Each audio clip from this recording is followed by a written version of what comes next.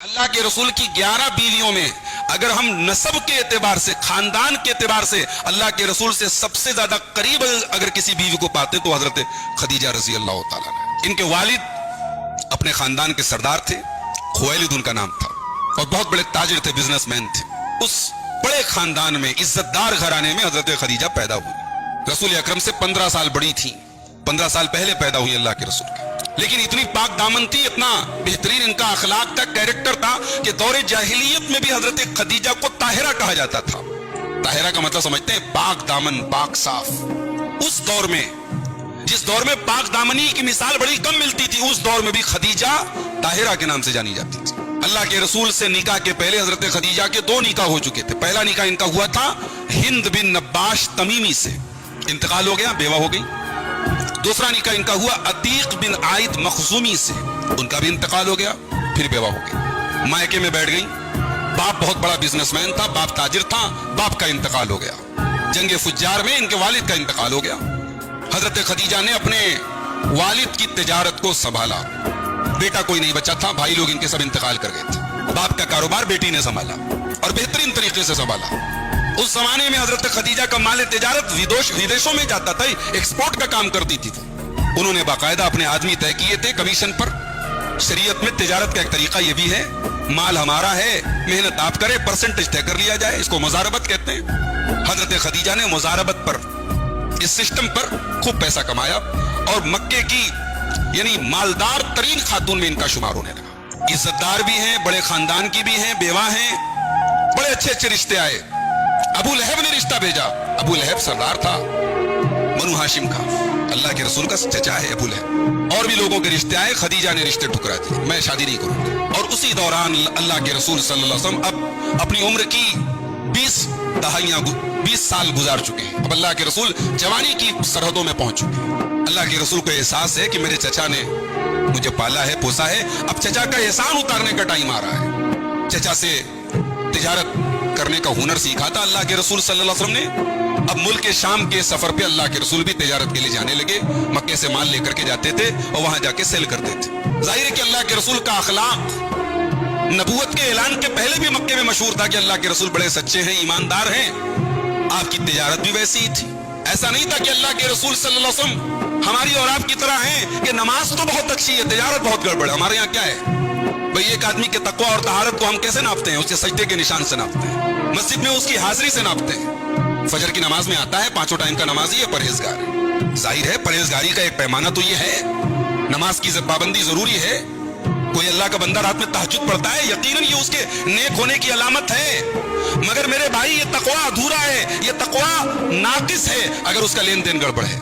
اس کے سجدے کے نشان اللہ کے کام نہیں آئیں گے اگر اس کے معاملات گڑبڑ ہیں۔ اللہ کے رسول کا معاملہ ایسا نہیں تھا۔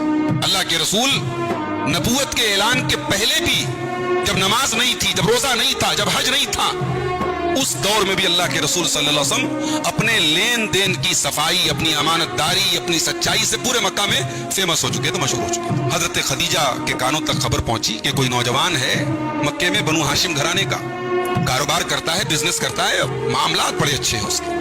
حضرت خدیجہ نے پیغام بھجوایا اللہ کے رسول کے پاس، سنا ہے کہ آپ تجارت کرتے ہیں، ہمارا بھی کچھ مال آپ لے کے جائیں، میں جو منافع اور لوگوں کو دیتی ہوں اس سے زیادہ آپ کو منافع دوں گی۔ اللہ کے رسول صلی اللہ علیہ وسلم نے اپنے چچا ابو طالب سے مشورہ کیا۔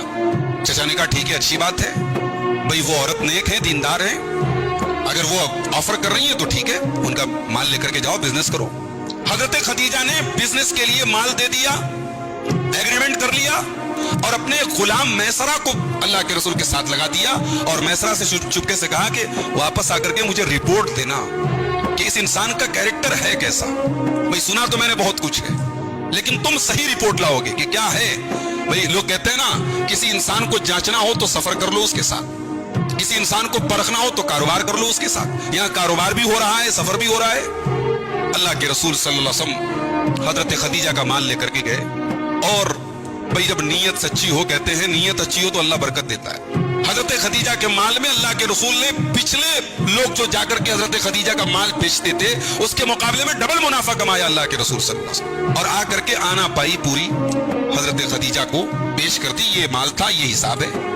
حضرت خدیجہ کا غلام جو میسرہ اس سفر میں گیا تھا، اس نے آ کر کے رپورٹ دی کہ یہ تو یعنی बहुत ही नेक आदमी है, बड़े ईमानदार हैं, बड़े शरीफ है, न इनकी नजर में गंदगी है, न अखलाक में गंदगी है, न ऊंची आवाज में बात करते हैं। कहा कि मैंने तो कभी कभी देखा कि सहरा में धूप निकली हुई है, लेकिन इनके ऊपर धूप नहीं पड़ रही है, इनके ऊपर साया पड़ रहा है। मैंने ये मंजर भी देखा इनके साथ। हजरत खदीजा बहुत मुतासिर हो गई और हजरत खदीजा रजी अल्लाह तआला अन्हा के दिल में ये ख्याल आया कि ये एक बेहतरीन लाइफ पार्टनर बन सकते हैं, शरीक हयात बन सकते हैं। अपनी सहेली हजरत नफीसा रजी अल्लाह तआला अन्हा के जरिए उन्होंने अल्लाह के रसूल को पैगाम भेजा कि मैं आपसे निकाह करना चाहती हूँ। अल्लाह के रसूल सल्लल्लाहु अलैहि वसल्लम ने अपने चचा अबू तालिब से मशवरा किया। अबू तालिब ने कहा ठीक है, अच्छी बात है। एक बात यहाँ याद रहे, हमारे यहाँ लड़का लड़की की जब शादी होती है तो उम्र बहुत बड़ा फैक्टर मानी जाती है। आमतौर से लड़के की उम्र लड़की से ज्यादा ही होनी चाहिए, ये हमारे यहाँ उसूल है। लड़की की उम्र ज्यादा नहीं होनी चाहिए। अरब में ऐसा नहीं था। मैं कई मिसालें ऐसी बता सकता हूँ कि लड़के की उम्र कम है, लड़की की ज्यादा है, या लड़की की बहुत कम है, लड़के की बहुत ज्यादा है। ऐसी भी मिसालें हमारे यहाँ जिसको ऐब माना जाता है उस सोसाइटी में वो ऐब नहीं था। उम्र का डिफरेंस बहुत माना नहीं रखता था। भाई हजरत अली रजी अल्लाह तआला अन्हु की बेटी से हजरत उमर ने शादी की। तारीख की सही रवायत है ना। हजरत अली की बेटी उम्मे कुलसूम बिनते अली, उनसे शादी किसने की? हजरत उमर फारूक ने की। अब जाहिर है कि हजरत उमर फारूक की उम्र में और उम्मे कुलसूम की उम्र में फर्क तो रहा होगा। और रिश्ते के एतबार से देखो तो हजरत उम्मे कुलसूम कौन है? अली की बेटी है, अल्लाह के रसूल की नवासी है। भाई हमारी सोसाइटी में समधी की नवासी मानी जाएंगी, समधी की नवासी से कौन शादी करेगा भाई? उस सोसाइटी में ऐब नहीं था। हजरत खदीजा का निकाह जब अल्लाह के रसूल के साथ हुआ, हजरत खदीजा की उम्र 40 बरस और अल्लाह के रसूल की उम्र 25 बरस, 15 साल का फर्क है। और ऐसा भी नहीं कि अल्लाह के रसूल सल्लल्लाहु अलैहि वसल्लम किसी औरत को तलाक दे चुके हों या बीवी मर चुकी हो, ऐसा भी कोई मामला नहीं। पहली शादी है, कुंवारे हैं अल्लाह के रसूल। हमारे यहाँ ये तो मतलब इम्पॉसिबल बात है भाई कि कोई कुंवारे लड़के की शादी किसी बेवा औरत से हो जाए। बेवा मतलब उसकी शादी किसी मुतल्लका किसी ऐसे आदमी से होगी जो किसी को तलाक दे चुका हो या बीवी मर चुकी हो। ये सब असल में हमारे यहाँ जो कल्चर है ना शादी ब्याह में, हम लोग इबादत में मुसलमान हैं, रोजे में मुसलमान हैं, नमाज में मुसलमान हैं, मगर शादी ब्याह में कहीं ना कहीं जिस मुआशरे में हम रहते हैं गैर मुस्लिमों का कल्चर हमने जाने अनजाने में हमने कबूल कर लिया है। हमारे दिमाग में भाई हमारे समाज में एक से ज्यादा शादी बहुत बड़ा गुनाह है। क्यों है? अरब में तो नहीं है। सहाबे किराम की सीरतें आप उठाएं, कोई एक सहाबी आपको शायद ऐसा मिले जिसकी एक बीवी हो, दो दो तीन तीन चार चार बीवियां हैं सबकी। हमारे यहाँ कोई अगर किसी की दूसरी बीवी का पता लग जाए कि भाई फला ने दूसरी शादी की है, वो लाख अपनी बीवी को अच्छे तरीके से रखता हो। समाज की नजर में भाई आदमी गड़बड़ है, दो दो बीवियां हैं। कल्चर हमने बदल डाला है। 15 साल बड़ी औरत और बेवा औरत और डबल बेवा जिसके 2 शौहर इंतकाल कर चुके हैं, उससे अल्लाह के रसूल ने शादी की। अब जब शादी हुई, अल्लाह के रसूल सल्लल्लाहु अलैहि वसल्लम तिजारत अभी भी कर रहे हैं। फिर धीरे धीरे अल्लाह के रसूल सल्लल्लाहु अलैहि वसल्लम को अपने आसपास के माहौल से एक नफरत हो रही है। हर तरफ देख रहे हैं ज़िना हो रहा है, शराब पी जा रही है, मेले ठेले हो रहे हैं, नाच गाना हो रहा है, शिर्क हो रहा है। अल्लाह के रसूल सल्लल्लाहु अलैहि वसल्लम इस माहौल से बेजार है, मगर अभी अल्लाह की तरफ से कोई रास्ता आपको बताया नहीं गया है कि इस माहौल से कैसे निपटा जाए। ये गलत है तो सही क्या है, ये अभी अल्लाह के रसूल को बताया नहीं गया है। अल्लाह के रसूल सल्लल्लाहु अलैहि वसल्लम अपने घर से कई किलोमीटर दूर गारे हिरा में जाते थे, तन्हाई में अकेले बैठे रहते थे, घंटों बैठे रहते थे। जाहिर है एक आदमी अगर घंटों कहीं अपने घर से दूर जाकर के बैठेगा, उसकी जो मसरूफियात है, जो काम धंधा है, जो तिजारत है, वो मुतासिर होगा। हजरत खदीजा रजी अल्लाह तआला अन्हा जो एक ताजिर पेशा खातून थी, बिजनेस वूमेन थी, उन्होंने एक बार भी अल्लाह के रसूल को टोका नहीं कि आप ऐसा क्यों कर रहे हैं। वो जानती थी मेरे शौहर गलत नहीं हो सकते। शौहर का साथ दिया, शौहर का सपोर्ट किया। कई बार ऐसा हुआ शौहर के पीछे पीछे गई, शौहर को ले जाके खाना दिया। एक इंसान दुनिया में सबका प्यारा है, उसके बच्चे उससे बहुत प्यार करते हैं, उसकी बीवी उसको बहुत चाहती है, उसके मोहल्ले वाले, उसके गांव वाले उसकी बड़ी कदर करते हैं, मगर जिस दिन उस इंसान की मौत आती है, जिस दिन वो मरता है, उससे इतनी मोहब्बत होने के बावजूद उसकी लाश को कोई घर में रखता है। आइए पहले देखते हैं रसूल पाक का घर कैसा है।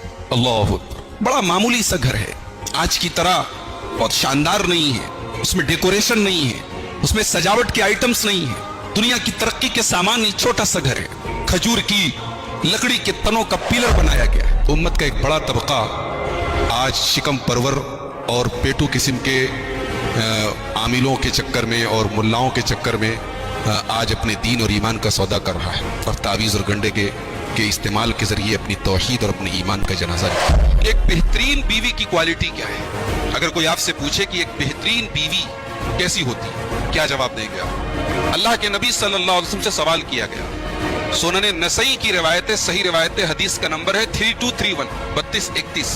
پوچھا گیا ہے اللہ کے نبی ای النساء خیر، سب سے بہترین عورت کون سی ہے؟